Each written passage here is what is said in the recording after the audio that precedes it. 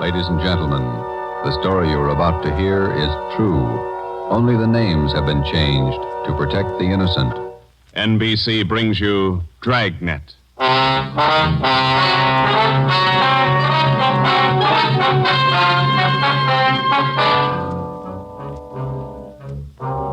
You're a detective sergeant. You're assigned to burglary detail. A gang of hijackers has started to work in your city. Truckloads of valuable merchandise have vanished. The thieves are clever, seem to have a foolproof system. Your job, find them. Dragnet, the documented drama of an actual crime, investigated and solved by the men who unrelentingly stand watch on the security of your home, your family, and your life. For the next 30 minutes, in cooperation with the Los Angeles Police Department, you will travel step by step on the side of the law through an actual case from official police files. From beginning to end, from crime to punishment, Dragnet is the story of your police force in action. It was Thursday, March 6th. It was windy in Los Angeles. We were working the night watch out of burglary detail. My partner's Ben Romero. The boss is Ed Backstrand, chief of detectives. My name's Friday. I was on the way back from the record bureau, and it was 5:35 a.m. when I got to room 2A. Interrogation room. Read this to him, Ben. Yeah. 2,600 dozen nylon stockings, 45 bolts of silk, 58 cases imported perfume. Where are you dumping this stuff, Laval? That's what we want to know. I told you the truth. I have nothing to do with it. I don't know anything about it. What was this stolen waybill doing in the cab of your truck? How many times do I have to tell you? I don't know. Your fingerprints are all over it. You must have carried it there. I didn't carry it there. Somebody's out to frame me. How many in the hijack gang, Laval? I'm not in a hijack game. I told you I don't know. When are you going to let me go? Who's the head of the gang? I don't know any head of the gang. I want to get out of here. You're covering for somebody. I'm not covering for anybody. You take the rap for all this, you're going to have a beard down to your knees by the time you get out. I'm not taking any rap. Then let's have it. I'm tired. $42,000 worth. You know who took it. You know where it is. They could have disappeared anywhere on their way from the east to the 1,000 places. Nothing was missing from those shipments when they came in on the train. Everything was there when they were unloaded at the warehouse. Then I don't know. I don't know. Every dollar's worth was accounted for when it was loaded on the truck. Well, where is it now? I'm tired. We've been here all night. Let me read it for you again. 2,600 dozen nylon stockings, 45 bolts of silk, 58 cases imported perfume. And you're trying to tell us somebody hijacked all that from the trucks without you knowing it? The trucks were loaded at the warehouse. We went out to eat. We came back, got in the trucks, delivered the stuff, and that's all I know. And while you were out eating, the receipts for the load disappeared, too. Is that right, Laval? I don't know where the waybills are. The shipping clerk, that's his job. We talked to him. He says one of you could have taken the waybill. Well, then he's lying. I didn't take him. Then what was this waybill doing in the cab of your truck? I told you, I don't know. Somebody's trying to frame me. Why? I don't know. Somebody, I don't know why. Then you better come up with an answer, mister. Look, I'm tired. We've been here since 6 o'clock last night. We're all tired. Who are you covering for? What are you trying to build? Any of that coffee left, Ben? It's cold. That's all right. You want some, Laval? No.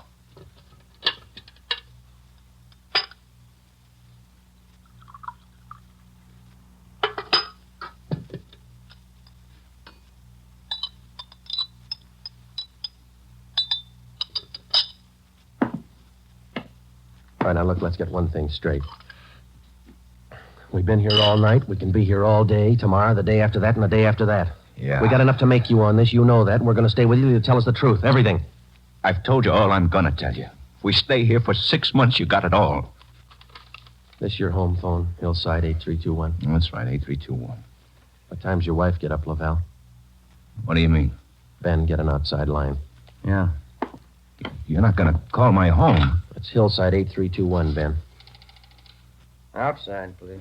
Don't do that. Don't. Not my wife.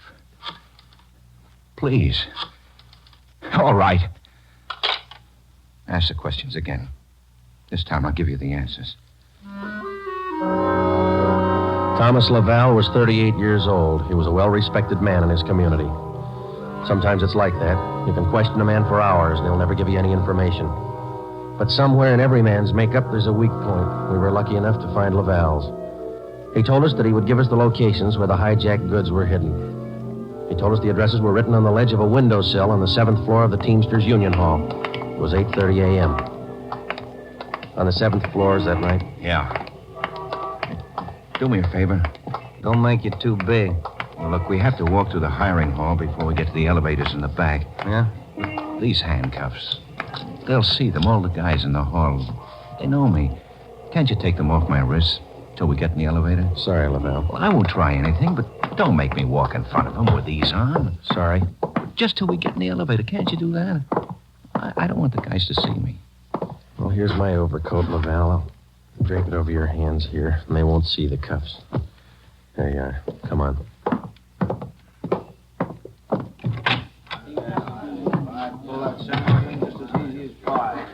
Hi, Tom. How are you? Hi. What's new, Tom? Not much. Oh, that was easy. Let's take the elevator. Yeah.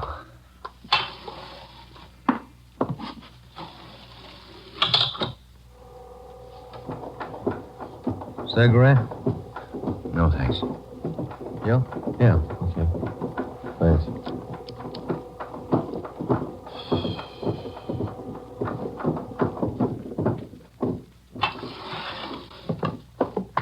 It's down this way. Let me show you. To the left. Window up ahead there. Yeah, this one. I don't see anything on the windowsill. It's on the outside. Open the window and let me check. Yeah. Let me see here. Ben, grab him. He's trying to jump. Hey, get back here. Get back. I told you, you hear? Let me go. Get him, Joe. I can't hold him. He's pulling me out. Hold on, Ben. Grab me. Joe! He's slipping. Try, Joe. Hold on. He's kicking loose. I can't hold him. Hold him, Joe. Ben!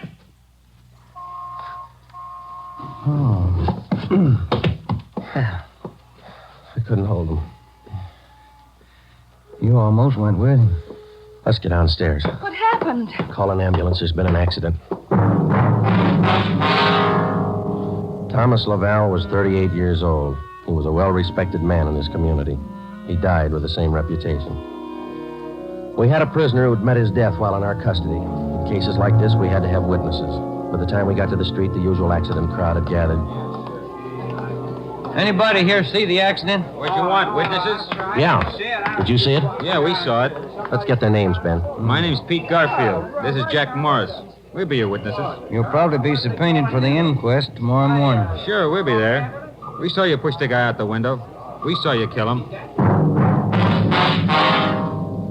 The next morning at 10 a.m. in the basement of the Hall of Justice, Harold J. Lane, Deputy Coroner, City and County of Los Angeles, read the report of the findings of the autopsy on the body of the deceased, Thomas Laval.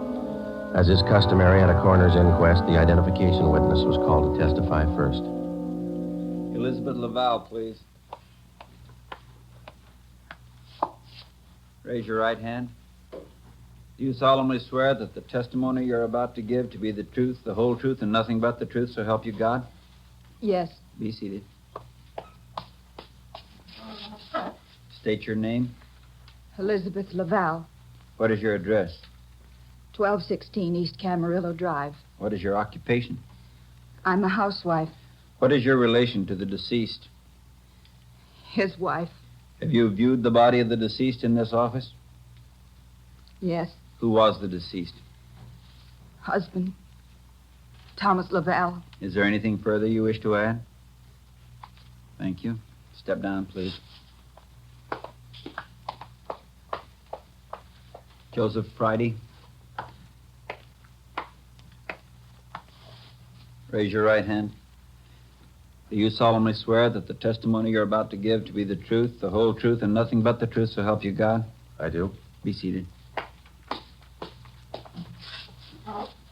State your name. Joe Friday, What is your address? 4656 Collis Avenue. What is your occupation? I'm a police officer in and for the city of Los Angeles. Are you the investigating and arresting officer on this case? I am. Will you state briefly the facts relating to the death of the deceased?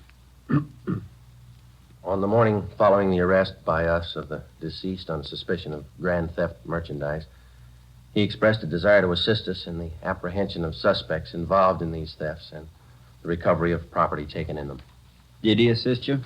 Well, he informed us that if we took him to the Teamsters Union Hall, that he'd be able to obtain addresses of the locations where the stolen property was cached. You then took him there. Yes, we did. What happened? When we arrived, he requested us to remove his handcuffs. We refused. The deceased then informed us that the addresses were written on a window ledge on the 7th floor. When we arrived at the window, under the pretense of searching for the addresses, he threw himself over the ledge. I grabbed his left leg to restrain him, but he kicked loose. Did you at any time have any idea that the deceased planned such action? I did not. What did you do then? We immediately went to the location of the body and had an ambulance dispatched. Do you have anything further to state? No, I have not. Are there any questions from the jury? That's all, Officer Friday. Step down. Peter Garfield. Raise your right hand. Yeah. Do you solemnly swear that the testimony you're about to give to be the truth, the whole truth, and nothing but the truth, so help you God? Yeah? Be seated. State your name. Pete Garfield. What is your address? 1654 North Pico. What is your occupation? Truck driver. Down at General Warehouse. Did you know the deceased? Yeah? How did you know him? I worked with him. And that cop's a liar, and so's his buddy sitting over there. Please confine the testimony of this inquest to facts. Were you present at the time the deceased met his death? I told you I was. And those two cops pushed Tom out of the window. Where were you at the time the deceased was pushed or jumped from the window? Jack and I just left the Union Hall. We were going out the front door when it happened. What attracted your attention? I heard him scream. When I looked up, Tom was falling. That cop was standing at the window watching him. Did you see the officer push him? Yes, I saw him. Did I understand you to say you were on the street outside the building at the time? Yeah. And you saw the officers push the deceased from the window on the 7th floor from your vantage point? Yeah. Isn't it true that that's a physical impossibility? What is? That you could have seen what you testified to from where you were standing? I know they pushed him. You know or you saw? I know, that's all. Tom wouldn't jump out of a window. Then it's true you didn't see the officers push the deceased out of the window? No, I didn't see him. Is there anything further you'd like to add? They must have pushed him. Any question from the jury? That's all, Garfield. Step down. Dorothy River. Raise your right hand. Yes, Do you solemnly swear that the testimony you're about to give to be the truth, the whole truth, and nothing but the truth, so help you God? I do. Be seated. State your name. Dorothy River, What is your address? 211 South Beverly Drive. And what is your occupation? I'm a stenographer at the Teamsters Union Hall. Were you present the morning the deceased met his death? I was. State where you were and what you were doing. I was in our office on the 7th floor doing some filing. Please state what you witnessed. The filing cabinet in our office is by the door. The office faces on the hallway, and the door happened to be open. I heard a commotion and looked out. I saw those two officers struggling with a man. Did you hear any conversation? Yes. I heard that officer there say, "Get back here, get back." The man outside the window yelled, "Let me go, let me go." This officer here, Officer Friday, said, "He's pulling me out. Hold on, Ben, grab me." How far from the window were you? I'd say about 15 feet. Do you have anything else to add? Yes. As the two policemen started downstairs, Officer Friday said to me, "Call an ambulance. There's been an accident." Thank you, Miss River. Those officers didn't push that man out the window. They were trying to hold him. After hearing additional witnesses, the coroner's jury retired at 11:57 a.m. 8 minutes later, they returned with their decision. The deceased met his death voluntarily and by his own actions. The homicide detail continued the investigation of Laval's death. A week went by. With homicide working one side, we hoped that they might turn up additional leads in the hijacking case. Nothing turned up. It seemed that with the death of Thomas Laval, our leads came to an abrupt stop.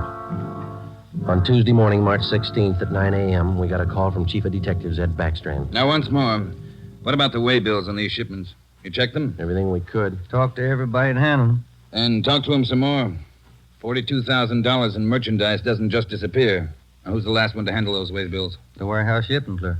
The bills were signed and stamped. 2 hours after he filed them in his desk, they disappeared. What about the truck drivers? You checked them out? Talked to all of them. Nothing so far. Nothing was missing from those shipments until they left the warehouse. Is that right? Yeah. And somewhere in between the warehouse and the delivery points, $42,000 worth of goods disappeared. Somebody's got to be hijacking those loads. We know that, but how do we get to it? Maybe they're working alone. Maybe they're working with the truck drivers. It's one of the others. Got to be. We just hadn't lost Laval. Well, you lost him. That doesn't close the case. You got a suggestion? Yeah, I got a suggestion. Crack it.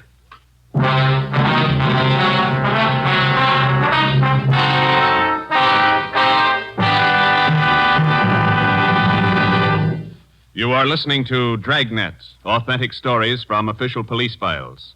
And now, an important announcement. Ladies and gentlemen, we are pleased to announce that starting next Thursday, October 6th, Dragnet will be brought to you by Fatima Cigarettes. We'd like to take this opportunity to thank you, the listener, for your excellent response to our efforts in bringing you these weekly authentic presentations of actual cases from official files. Your letters are the only indications we have that Dragnet is a source of your listening pleasure. We'd like to hear from all of you. Starting next Thursday, October 6th, over most of these same NBC stations, Dragnet will be heard weekly at 10:30 p.m. Eastern Standard Time, immediately following the Supper Club. Check your newspaper for local release time.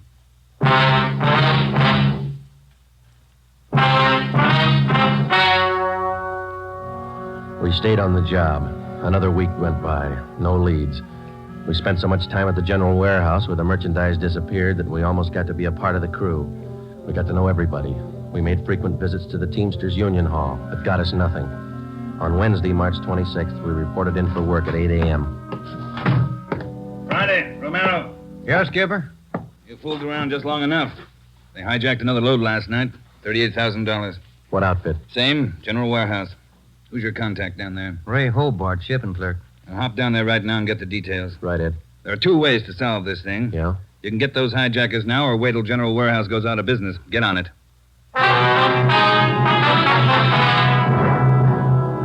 Hobart, who was the shipping clerk on duty last night? I was, working for Siggy, Siegelmeister. He's out with a cold. And you saw the stuff was loaded on the trucks and you checked the waybill. As usual. Everything as usual.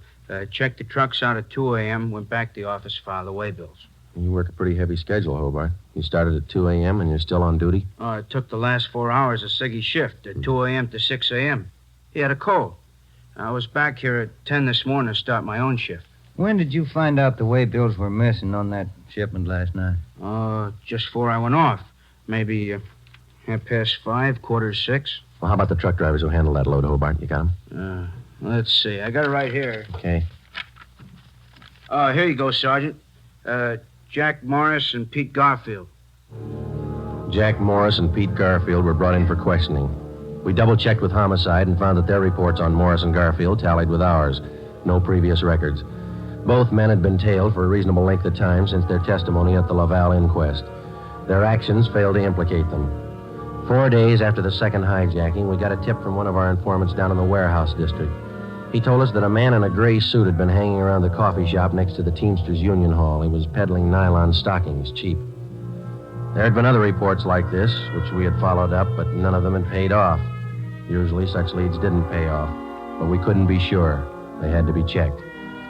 At a few minutes before 5 that afternoon, we found the nylon salesman in the gray suit in the back booth of the coffee shop adjoining the Union Hall. Look, Meg. Take a look. The finest. You can't do better. 51-gauge nylon. Look good, huh?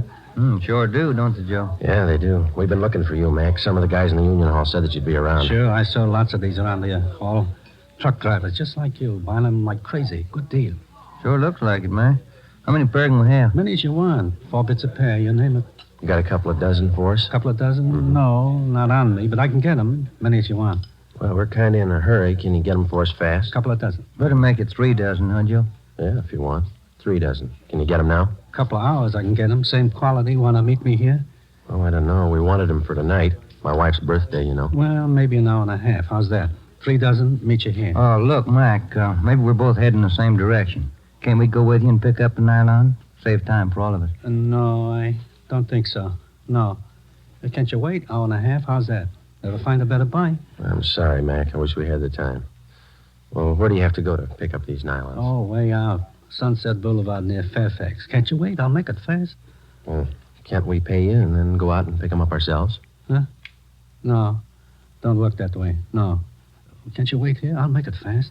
We ought to be home now, Joe. Yeah, I'm sorry, mister. We'll have to skip it.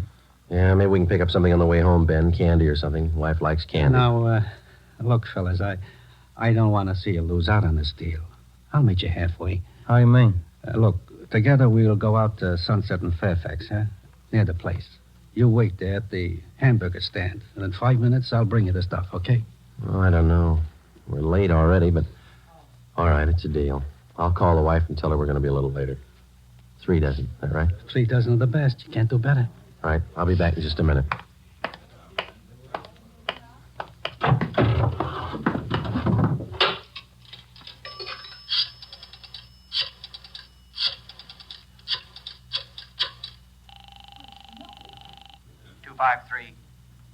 Two 523. Chief of Detectives Office, Chandler. Mike, Joe Friday, Backstrand there? Out right now, Joe. Well, then do me a favor, Chandler. Make it fast. Get a couple of men out to Sunset and Fairfax as fast as you can. Tell them to watch for Ben and me. You got that? Yeah, what else? We'll drive up in our car with another man. Ben and I will get out of the car and go in the hamburger stand. The other man will walk off. Whoever you get, tell him to follow that man. You got it? Right. All right. Just tail him. See where he goes, see what he does. Okay, Joe, right away. All set, Joe? She got dinner ready? Yeah, just about. We better hustle. Sure. Best deal in the world. Let's go. At 5 minutes to 6, we pulled up at the corner of Sunset Boulevard and Fairfax. It was almost dark. Ben and I got out of the car and started over for the hamburger stand on the corner.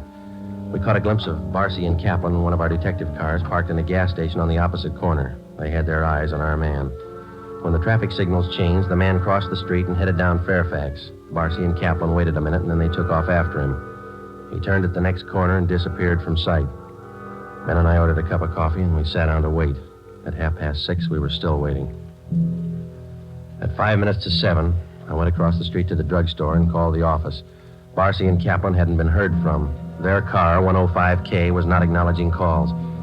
I had my call switched from communications to Backstrand's office. Well, they lost him Friday. I don't know how they lost him, but they lost him. Well, who's out there now? Sullivan and Whitney took a detail out there. They're combing the neighborhood right now. Well, how did it happen? A man just doesn't disappear into thin air. That's what I keep telling you about that stuff that's been hijacked.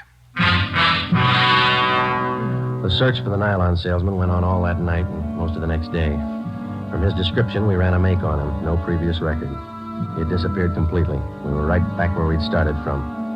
The only thing we could do was to start backtracking, re-questioning the people at General Warehouse, the truck drivers, the shipping clerks. We kept a close check on Garfield and Morris, and we went back to the only possible lead still remaining, Mrs. Laval. She could tell us nothing more than we already knew. When we left her, we started on the neighbors for the second time around. For the rest of the day, we canvassed the immediate neighborhood. We got as many opinions of the Lavals as they had neighbors. At 3:30 that afternoon, we visited with Miss Gertrude Langster, a 50-year-old maiden lady who lived almost directly across the street from the Laval house. She'd been out of town the first time we covered the neighborhood. The old saying goes, Sergeant, there's no fool like an old fool. Oh, say, if I told you the chances I had when I was a girl. Yeah, but we just... not truck drivers like that. Laval man, God rest his soul. But fine, wealthy men, bankers, lawyers.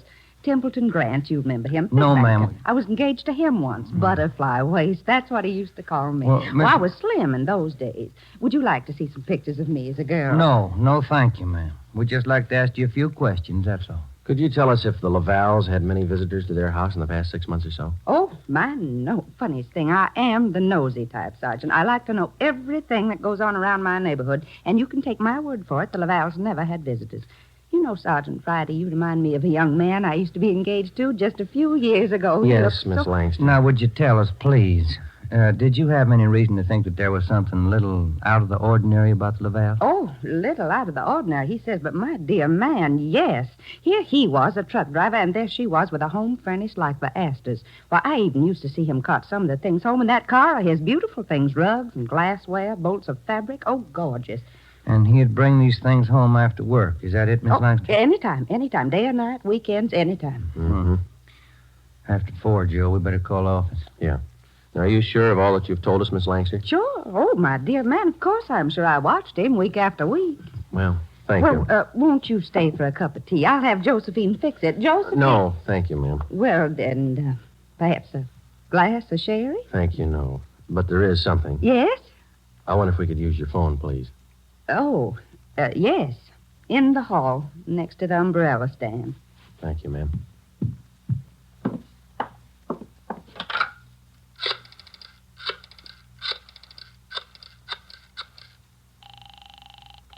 City Hall. 2523. 2523. Thanks, Trent. Friday, Ed. Nothing much here. Well, there's something here. Barcy and Kaplan just called. Pete Garfield left his house half an hour ago. Then he picked up Morris. What's so unusual about that? Nothing, except the guy driving the car is the little man in the gray suit, the nylon salesman. Barcy and Kaplan are tailing him. Where are they now? Headed north out Riverside Drive. There's nothing out there but a golf course and a lot of riding stables. I don't care what they do for recreation. Go get them.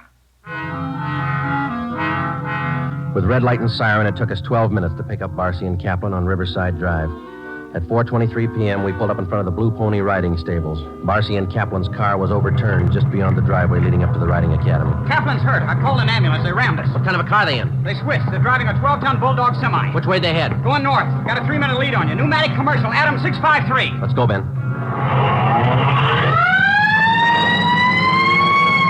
Can you see him, Joe? No, not yet. Watch that crossing.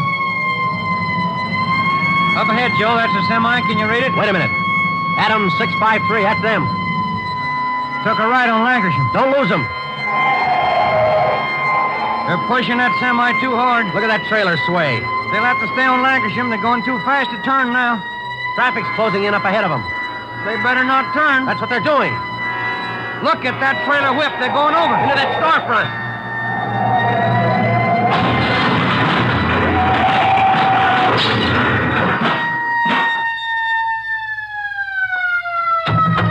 Come on, Ben.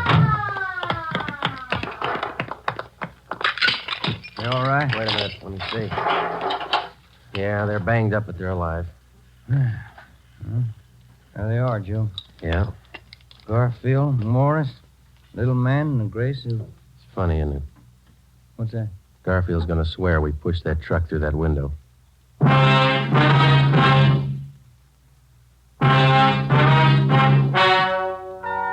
The story you have just heard is true. Only the names were changed to protect the innocent.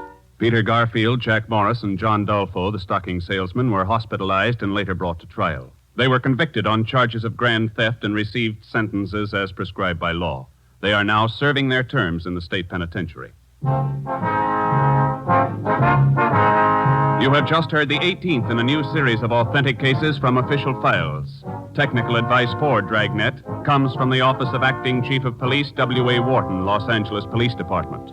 Tonight's program is dedicated to motorcycle officer Elmer Forsman of the Fresno, California Police Department, who on the afternoon of October 6, 1946, gave his life so that yours might be more secure. Remember, starting next Thursday night, October 6th, Fatima Cigarettes invite you to listen to Dragnet immediately following the Supper Club. That's 10:30 p.m. Eastern Standard Time over most of these same NBC stations. Check your newspaper for local release time. Dragnet came to you from Los Angeles. Judy Canova joins the star lineup of Saturday shows tonight on NBC.